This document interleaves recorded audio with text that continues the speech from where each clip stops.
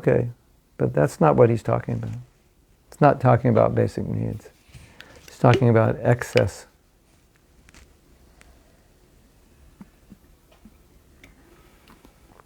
Then someday, when you're, 85 years old and living in Vrindavan, just living in a little room, you really won't need anything. You'll get free prasadam at the temple and do some service, and then you can really chant this verse.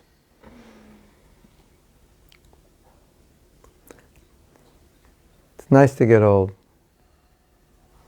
The senses naturally calm down.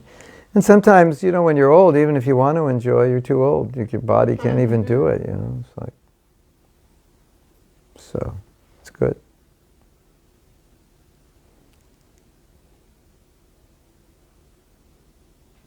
So if you find yourself averse, like going into aversion mode, it's a sign of attraction. That's what it is. If it's kind of neutral aversion or philosophical aversion, which is not like you're not like emotionally connected, you're just looking at it going, yeah, like we had a program the other day, and a pigeon, I think it was a pigeon or some kind of bird, it didn't see the window and it went, it flew in and it died on the spot. And everybody, it was like right in the middle of the workshop. And so, it's like, okay, I forgot that I live in the world where things die. It was a reminder, So that's not an aversion, it's just like it's a philosophical principle. It's not, I'm trying to put something down to, because I'm so attracted to something. That's different. That's all throughout Bhagavad Gita you'll get that. This is bad, this is good. Don't do this, it leads this way. But so that's not aversion. That's just that's analytical. That's like this is just what it is, and you see in spiritual circles that kind of analysis is very uncommon because people don't want to go there because it's negative. You find it in Buddhism, totally. The world's place of suffering and all that's totally in Buddhism. But outside of that, people don't like to go there. But it's just. And like you'll say something and someone will say, well, that's quite negative. And you'll say, well, I wouldn't look at it as negative. I would just say, it's just what it is. So if you don't want to look at it, it's kind of like, your head in the sand. We have to deal with it. And and then by understanding it, we can come to some conclusion how to live better, to deal with it, to deal with this reality. So that's also a problem, just avoidance. There's aversion, there's avoidance, but the reality's in the middle somewhere.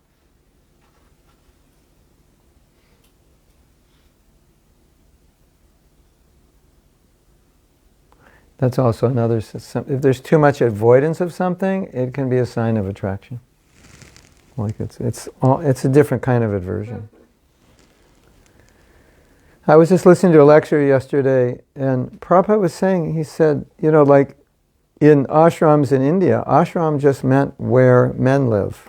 And the women come during the day if there's a temple there. So ashram means where they live. If there's a temple there, then the public comes. But only men live there. And so when Prabhupada came to America, then women came and they wanted Sangha also. So he let them live in the temple. And that never happened before. Because the temple's like, that's where the monks live, and so, it's like you wouldn't have women in a monastery that have a convent. So Prabhupada, he didn't create convents and monasteries.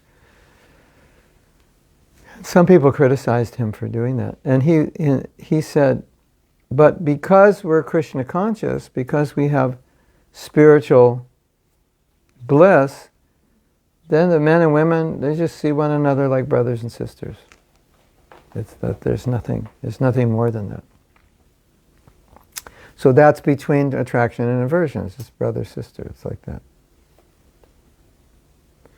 But if you're like, oh, the women, could you sit in outside so I don't have to just the two men will sit here and the rest of you outside. That could be a problem.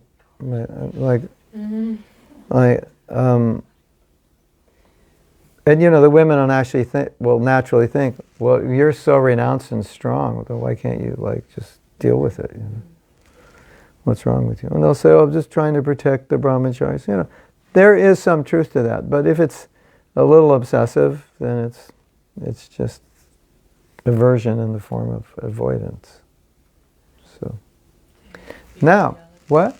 That used to be the reality of our temple. Yeah. It's the reality of a lot of temples when there weren't senior devotees to explain this. But as women, it's also important to understand that these men are coming from a background where most of them were not celibate, and even if they were thinking about sex. They just couldn't have it, So it's kind of the same thing. And now it's like the car just stopped. Brahmachari. It's when you stop doing something, it becomes attractive, more attractive than when you can just have it, right? Look, sometimes you have all these things in your refrigerator and you never eat them. Mm-hmm. And then they go bad and you throw them out. And as soon as you throw them out, you go, oh my God, I don't have any apples in the house. Well, how am I going to live? I said, but you weren't even eating apples. Yeah, I know, but now there's no apples, so I'm thinking of apples. And we all experience that. And Prabhupada wrote that somewhere. He said, when you don't have it, the mind thinks about it now. So, these men, they're joining, they had girlfriends, they're just, girlfriends or friends who are girls, and they're just, and, very discriminative, She's not like every girl is your girlfriend, because you're only attracted, out of thousands of girls in your school, there's only a few that you like, or guys that you like. But now you give it up, so it's like when you're hungry, things you don't like to eat start looking good, right? So that's what happens to the men. It's they give it up, and women who they would not be attracted to, they start become more attractive. So the women in the temple become more attractive. So it's they want to protect their celibacy. So there's they may just not say hello to you or anything. They kind of wish you didn't exist. Life would be easier. If you just didn't exist, my life would be so much easier, especially if you're if they're really attracted to you. I was doing fine as a brahmachari, and then you moved in the temple. And there was this chemistry between us. Why do you have to exist? You just ruined everything for me. I was just fine before you showed up. So at least as women, you can be compassionate. These little young guys, they've never been celibate. It's and all of a sudden it's it just stopped, and it's so it's anyway. We all have this experience of what you renounce becomes more attractive. So so for some of them at a certain point, it's they're thinking well, before I was a devotee, I didn't wasn't thinking so much about women. Yeah, because they were all around you all the time. You didn't have to think about it.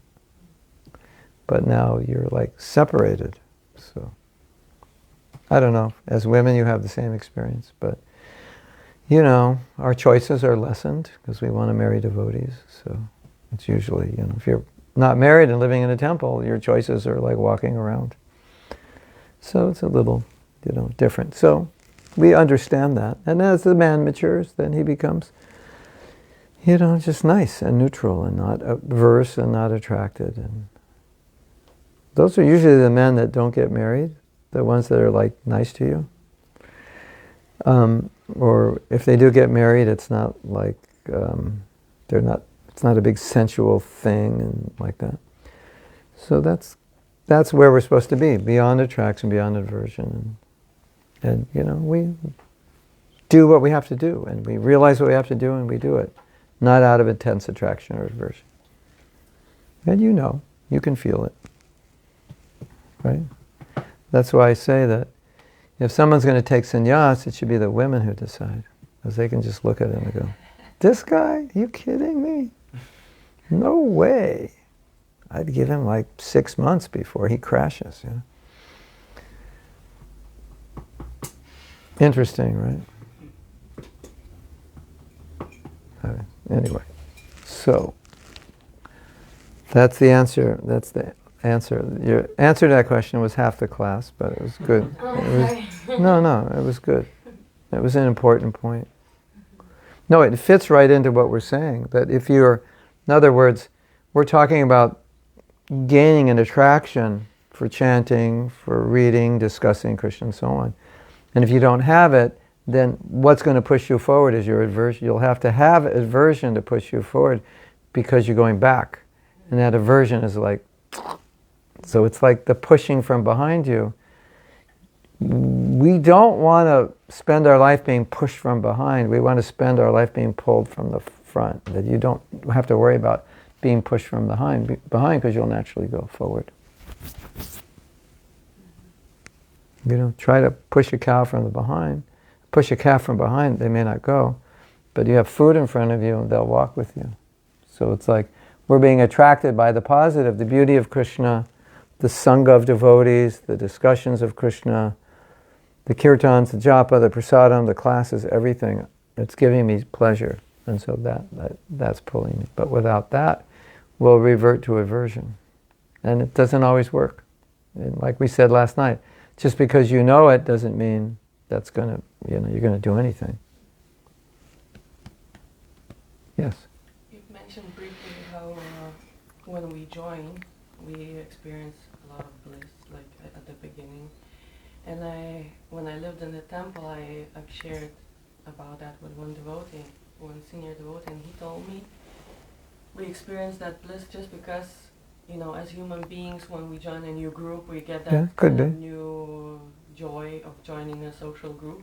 Could be. And he said it's not really real, so, and I was it didn't sit with me right when he said it, so I was wondering if it's really... Well, I don't think it's 100% right, but I think what happened, there's a few things that happened when we joined. There's a contrast between what we were doing and what we're doing now, which is like obvious, like this is better.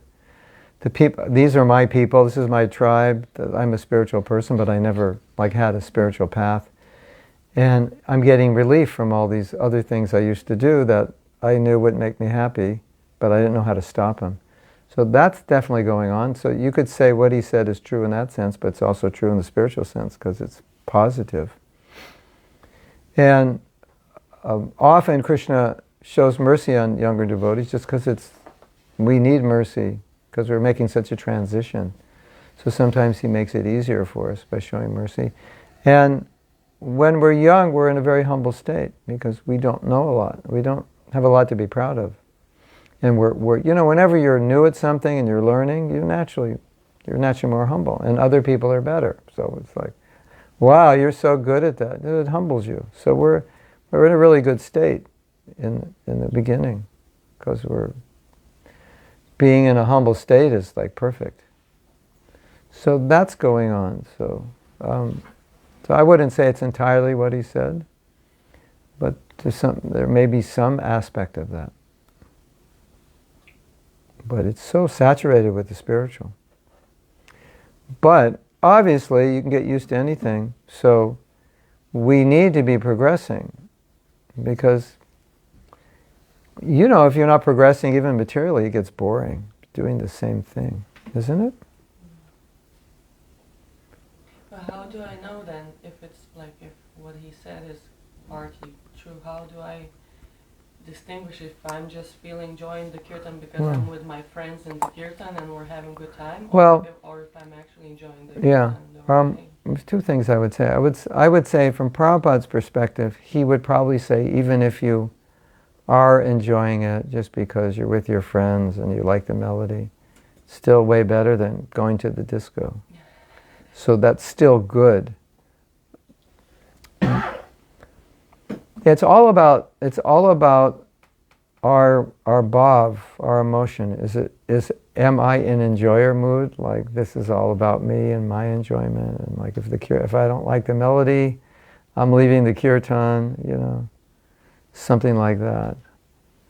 I'm not coming to the Sunday feast because so and so is cooking and I don't like him, and it's not going to make me happy if I'm there. So obviously as conditioned souls we have that, but if it predominates, then it's a problem. Then we would know, my joy is it's very much that I'm just like in a social environment and I'm dancing around and that's fun and but because it's for Krishna, it's not entirely bad. And I would say, even if we say, well, it's just fun, I like to dance, my friends are there, but from your experience, it's a different experience, kirtan. Even if all these other things are there, it's still different. It's not the same. It's not an ordinary song. So, my instinct is Prabhupada would say, that's good. You're with your friends, you're dancing, keep doing it. It's okay,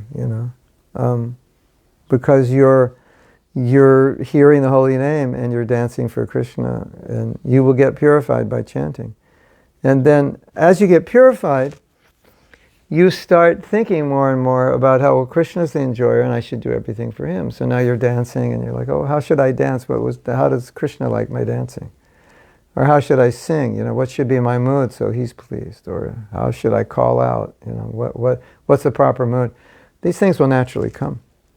Even if we started out on the wrong foot, but because we're in the environment, purification environment, it's going to come. And I would say for anyone who's practicing Krishna consciousness on any level, they can't entirely materialize devotional service. It's just like they know too much and they have too much Krishna consciousness to do that. It's a person who's just come to the temple for the first time, they could do that. They can just see it all as material. They don't know anything. But for someone who knows, and it's hard to just see it materially. You can't really do it, actually. So, what he's saying is true to some degree, but I wouldn't see that we're entirely in that mood, for sure. I know, like, sometimes when someone leads a kirtan, they're more enthusiastic than when they're just in the kirtan, right? So like, like to be the center and this and that. And so they're enthusiastic, but their basic mood is to chant sincerely. But they got some inspiration because now they're leading the kirtan. So obviously they're more focused, they're more energetic. So that, we're not completely pure, so there's something impure in us. But as long as we understand, I'm meant to serve Krishna, I'm not the enjoyer of bhakti, even though I enjoy it. If I understand that, I'm okay, because it'll keep me progressing. And someday, you'll be really, really happy just being a servant. Then all the friends and all that ecstatic stuff will just be the icing on the cake, not the bread. I don't, they're all devotees. We're seeing devotees. That's blissful, So to just say it's material, I think it's subjective. It depends on the person. Maybe some people just see it as material. Oh, I'm a guy and there's all these girls and I can dance next to the girls. Yeah, okay, that's different. And I'm really happy dancing next to the girls. Or I'm leading a kirtan and I can show off, and I'm really happy showing off, and everybody's dancing, and I'm thinking I'm making it all happen. Yeah, that's obviously material. But if it's not so overt, then I wouldn't. I would say, okay, we're conditioned. There's always going to be some degree until you're pure of that. But as you become more advanced, there's less of that. Less motivation out of being recognized, less that I don't really care if the girls are there or not. This is a holy name. And maybe some girls come and it's like subconsciously I'm more enthusiastic, But it's not even conscious, So it's there, but it's not the main thing. And as you advance, Krishna becomes more the main thing. The other things become less, and it's someday nadanam najanam. It's nothing, not at all. I don't get inspired to be in the center. I don't get inspired if there's women there. I don't get inspired if I'm praised. People give me a lot of money. It's like, just give it to the temple. I don't need it, You can't expect to be totally pure. But I never heard, I've heard other devotees say what this devotee said, and I understand it, but I can't really support it with Shastra. There's a story, maybe you remember this story I've told before. This will answer your question. I think this will be the icing on the cake. Bhava is sometimes translated as ecstasy, or we say the sattvika bhavas, the emotion, the 8 ecstasies. When will my voice choke, my hair stand on end, tears from my eyes, like that. Different ecstasies that manifest in the stage of bhava. So the word bhava can be used to talk about the stage of bhava, or it can be used to talk about feeling, attachment, emotion.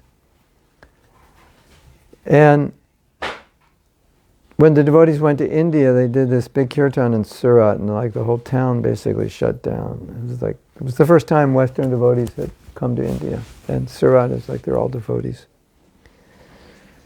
or mostly all devotees. So it was a big thing, and the newspaper said that these Westerners were chanting Hare Krishna in ecstasy. And so one member of the Gaudiya Math said, well, they couldn't be ecstasy because they're just new devotees. And ecstasy is reserved for, stage of bhava. And we have these kirtans, and what do we say? That was ecstatic kirtan. And why do we say it? Because we're experiencing something which we label as ecstasy, which is better than LSD and better than, whatever your choice of drug is, drug of choice, and better than anything you experience. That's what we call ecstasy, right? It's not a material experience. And we all experience that. So it wasn't we never felt weird saying that was ecstatic, because that's how we felt. So he was saying, you can't experience ecstasy as a neophyte. That's the stage of bhava. And they read, it was written to I guess it was a letter to the editor, and they read it to Prabhupada, and when Prabhupada said, no, we were in ecstasy.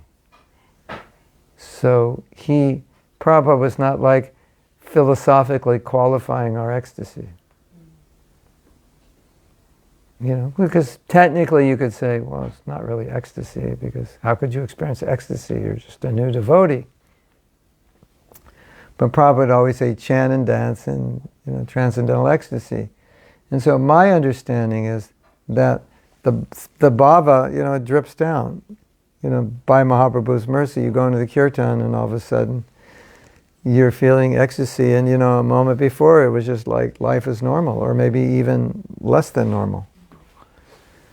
So, I don't think it's entirely just because my friends were there and the guys are, cute, and I'm all, I just had 10 pakors and everything's great, like I said, that could be part of it, but I never heard Prabhupada attribute it. I mean, you could squeeze it out somewhere, devotional service in the mode of ignorance, this and that. But generally he didn't describe it that way. He said, even a dog can chant and dance in ecstasy, so.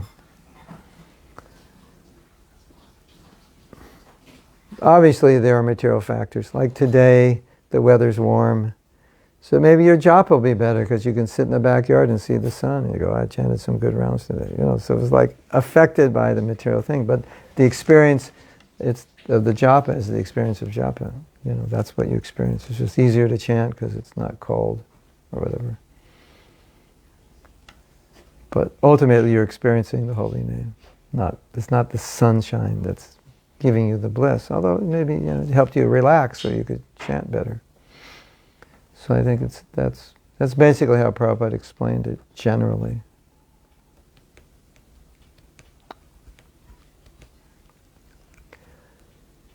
I think it's quite obvious that when a kirtan is ecstatic and we're dancing, that is not a material experience. We never experience that materially.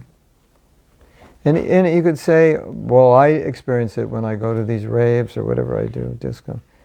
Yeah, but what's the effect of it? And how often can you do it? Can you do it every day?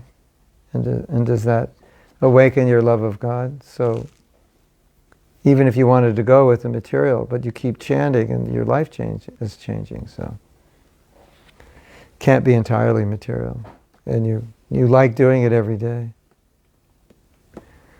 I think it's Mahaprabhu's mercy that we can be materially motivated to do something. Akama sarva kama va. If you have all desire, no desire, or you want liberation, just worship me because you'll get purified. So, there may be things mixed in there because we're not pure yet, but we're getting purified by it. And so Bhagavatam says, even if you have all desire, and even you're going to Krishna to fulfill them, at least you're going to Krishna and he'll purify you. It's like maybe the sun will cure you, but you just like the sun, so you just sit in the sun. You're not even trying to get cured, and as a byproduct, wow, my cold went away. So it's like that. You'll get cured if you go to Krishna. He's all pure. Right? Yes or yes? Good or great? I think for me it was just kind of sad or like discouraging to hear when you said that, because like right now I'm experiencing the plateau, so to say, or like I'm not having basically any inspiration for any kind of spiritual activities or anything. And in these kind of moments when it's really difficult, it's nice to think that, okay, in the past I've had some experiences where I thought maybe, Krishna gave me some mercy or had some connection. Because if I start doubting if they were true or not, then it's like there's nothing holding me here anymore. No, what he said is only a small percentage of it. Want to hear something funny and interesting? So you may have heard about this program in America called Krishna House. It's a place where students can live, have a room, pay for it, and follow a morning program, chant like 8 rounds or whatever. And people can live in as brahmacharis, but the standards are a little easier than... and people who are not students can stay there and do service and have a lower standard than the brahmacharis. And so the devotee who developed it, Kalakanta Prabhu, has written a manual how to do it. There's a certain way, it's time tested. And he said there has to be women in the ashram because men won't join if there's not women. And he said, I've tested it, I see it. When there's no women, the men don't join. Now, I'm not analyzing it, I'm just saying it's a reality. For whatever reason, I guess we could, discuss why, and maybe he knows why. And so that's kind of a material thing, but those men are all becoming purified even if that was their motive. I wanted to become a devotee, but I was procrastinating, and there were 2 women who were coming to the temple the same time I was coming, like 3 months, and I'm thinking, I need to move in. And I found out they joined, and the next day I moved in. It's just like, well, if they did it, maybe if they were men, I would have done it. But maybe the psychologist, I'm a man. Well, these women outdo me. They did it. I can do it. Maybe if the men join, I go, well, they're very advanced or something. So, some of the male-female psychology. So you could say, why did you become a devotee? Because 2 women that I knew became devotees. That's why. So whatever, I became a devotee, and now I'm in the purification process. So if no one's motive is entirely pure anyway. But it doesn't matter because we're in the purification process.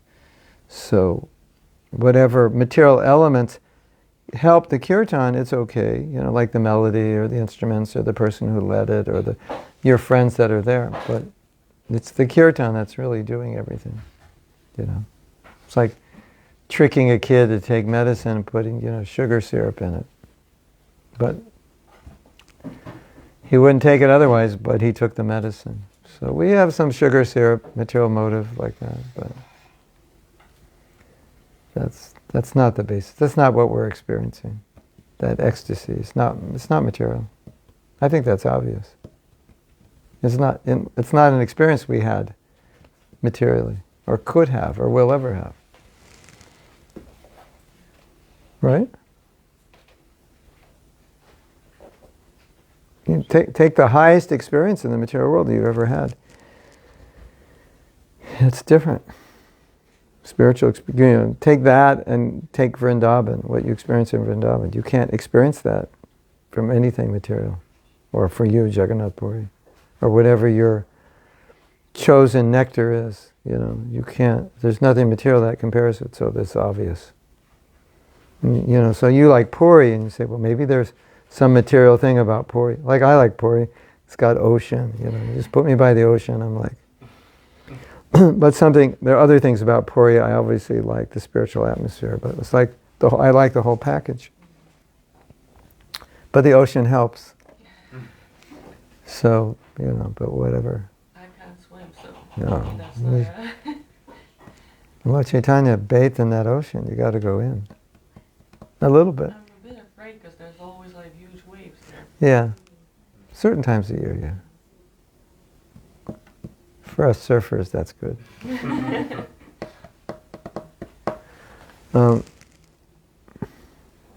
Yeah. I think it's just a reality that our devotion in the beginning is mixed. There are motives in it, but they're like so... They're not...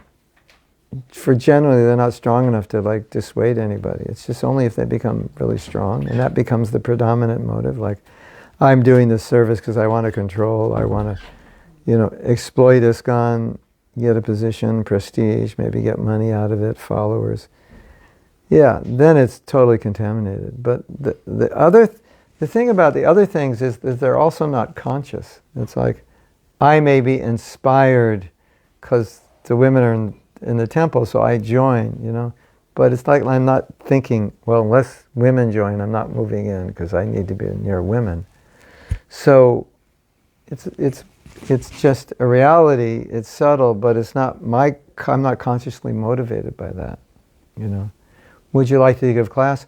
Only if there's women here. Otherwise, I'm not giving. It's not like that. Of course, we give class. And maybe when all the women show up, I'm like, oh, that's cool. That's nice. But it's not why I'm giving it.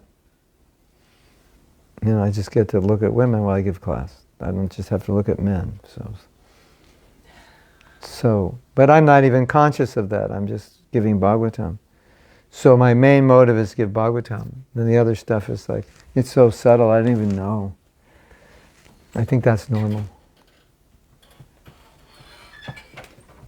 Yes? What you said, I have like similar experience. When I joined temple, there was just new bhakta, and brahmacharis, like senior brahmacharis, were saying, who wants to go book distribution? And I was like, I want to go, but I was afraid. And I never went. But one time I was going with train to the temple, and there was one devotee lady also there, like similar age like me, and we talk and like I asked what we do, and she said, oh, I do book distribution, I like go and I meet people, it's so fun. And I was like, my God, she's doing and I'm afraid, like... Right. The male ego kicks in. And next day I went... Intimidated by a woman, yeah. Men are like, men don't want to be outdone by women. It's like, so if whatever you do will inspire the men to do better. It's just ego, It's nice that they can admit it, most won't admit it. Yeah. First you have to realize to admit it. Yeah. They'll do it first and realize it later. Yeah. Well, when you reach a certain level of humility, then you don't have to deny anything. But when you're in denial mode, you kind of deny everything that could embarrass you or lower your, sense of yourself, of how great you are. So anyway, it also can come with age. You can be vulnerable, easier when you're older, maybe, to be vulnerable. So, hope that helps. That would be a nice topic for a class about vulnerability. Yeah. Vulnerability, yeah. That's really humility. That's under the umbrella of humility. We talk about it in the self-care course a little bit. You know, don't pretend to be somebody you're not. Duplicity, duplicitousness, yeah.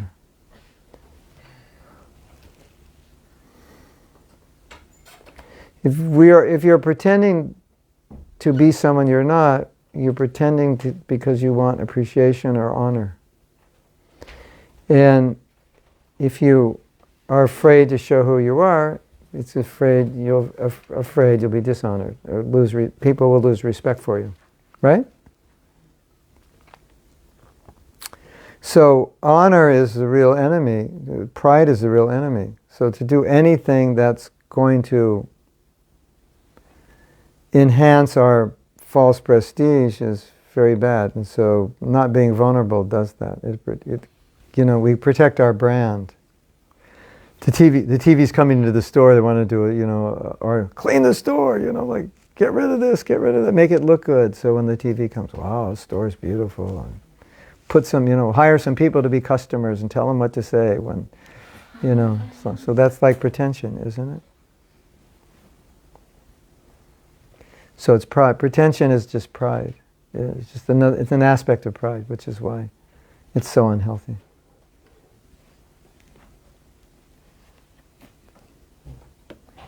Ladies and gentlemen, I can help you become humble very quickly. The fact that we all have a material body is extremely embarrassing. And even if you think you're beautiful and smart and talented, the material body, for two reasons it's embarrassing. One, just because what it's made out of.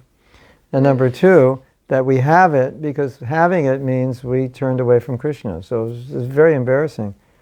So, to be vulnerable is like, it shouldn't be a problem because, it's just the fact that I'm here in the material world with the body is like, hello, I left Krishna, I'm a jerk, basically.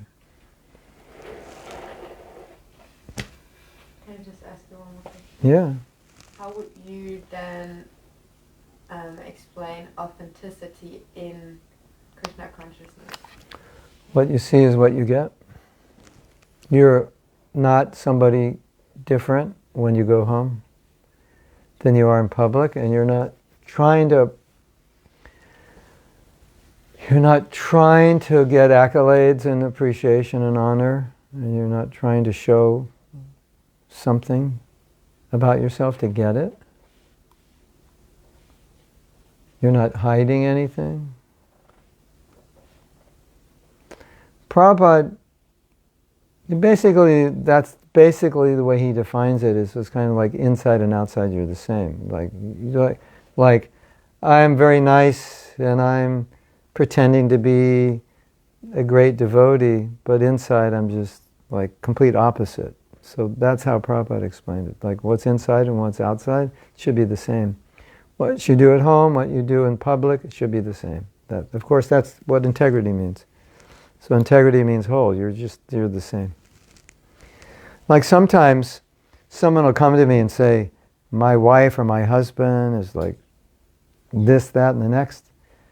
And like I'm shocked. I say, I can't believe it, that he's like that or she's like that. Because in public they're like, then you put two and two together. He's like he doesn't want anybody to know that he's beating his wife. So in public he's always like real gentle and quiet. Could be his motive. And so sometimes it's like just Dr. Jekyll and Mr. Hyde. That's not being genuine, right? You're trying to hide something from the public, from others. The problem, as you know, is if you hide it, you can't heal it. So it's like, I have a disease, I need to bring it out, I need to work on it, but I'm hiding it because I don't want anybody to know. If I try to heal it, they'll know, so I don't talk about it. And then one day, what happened to so-and-so? I don't know. It seemed like they were fine. But they had a problem and they never talked about it because they were embarrassed. Now, one more thing. sometimes you may have a person who by nature is vulnerable, but we create a culture which doesn't emphasize vulnerability, so then they just shut up. They think, you're not supposed to talk about this, or you'll be judged, or something's going to happen if I'm too honest, and so I'm not. So that is really, really unfortunate. It's unfortunate if a person by nature would be willing to talk and now they don't. That's super unfortunate. You know, it's interesting, like if I say we should all be vulnerable and we should all be honest, but you might not be able to be in your particular environment because it could work against you. So even though you understand it and I'm encouraging you, you can't do it if the environment doesn't allow it. That's really bad. Isn't it? Yeah. That's why our retreats and workshops, well, one of the reasons that they're nice is because we create an environment where we encourage vulnerability and you can talk. So it's a different environment than we're normally in. And most of the time, so devotees often say, well, they don't always know why they like it. I mean, they can point to things that they like, but that's one of the reasons they liked it, even if they're not conscious of it, because they could talk. And I don't know what they're talking about, because they're sharing with another person. And they could be having all kinds of realizations that I have no idea what's going on. And they'll say, well, that workshop was great. I had so many realizations. Like, okay. You know, I don't know why you had so many realizations, because I didn't hear anything you talked about. But because they'd never been in an environment where they could talk about it. So they go like a whole lifetime of stuff. You know. We did an appreciation exercise in China, and they're very emotionally shut down there. And they were like, some of the devotees were crying. I never saw devotees cry. And you just go around and appreciate, give them a hug and appreciate. But they're not used to doing that. So that's sad.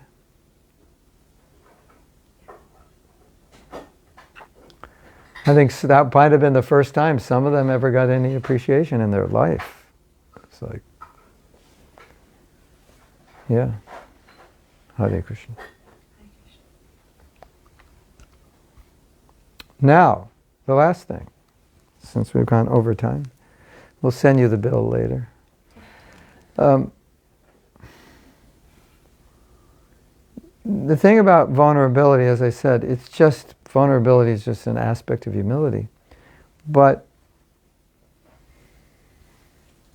vulnerability is not always common in our culture, but Prabhupada set the example of being vulnerable. He was very vulnerable. He'd sometimes cry in public, say something about his guru, and he would cry. He would say something about bhakti, and he would cry. And this is not him crying because he's chanting Jai Radha Madhava and going to ecstasies. It's like, it's him publicly, just experiencing an emotion, but in addition, he would say things like, when I was a grihasta, I took my son to the movies.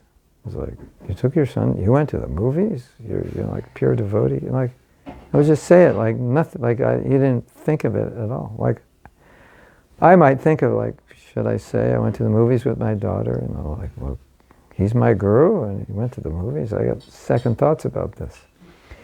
Can I be de-initiated now? Here's my beads back. So, Prabhupada said, another time he said, I was married, but it must have been an arranged marriage, but I didn't like my wife, and I wanted to get a second wife because that was legal at that time in India. And Prabhupada said, my mother wanted me to go to England and learn to be a barrister, a lawyer. He said, but my father he didn't want me to go, but his father was a pure devotee, so I don't want you to go to the West, you'll just become westernized and materialistic. And Prabhupada said, I wanted to go get a British wife and have white children. Like he's saying this, like this is what he wanted to do. It's like, just like, nothing, just like he's giving class and it's just the same vibration, and he just says that. Like there was no like, oh, I don't know if I should tell you this. So if you, and then, there are other times, so it's interesting that he did, by example, set a culture of vulnerability, but we just don't. Like you have to think about it, and then it's like, oh yeah, there it is. Look what he just said. Would say things like, I have no qualification, it's all the mercy of my Guru, I don't know how I write these books, it's not me, it's Krishna. Just following the order of my Guru, he's empowering me, we have no qualification. I'm rotten, lowly, So it's all there. He's not trying to hide it as a Guru profile, just don't let anybody know you have any imperfection. Even the Guru is saying, I have faults, The prayers of Bhakti-Vinod are all about his faults. So vulnerability is really ingrained in the prayers of acharyas. They all say, what's wrong with them?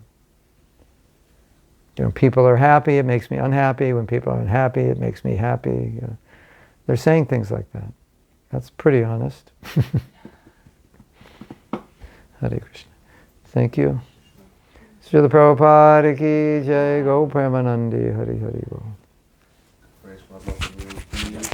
Nama Om Vishnu Padaya Krishna Prastaya Bhutale Shrimati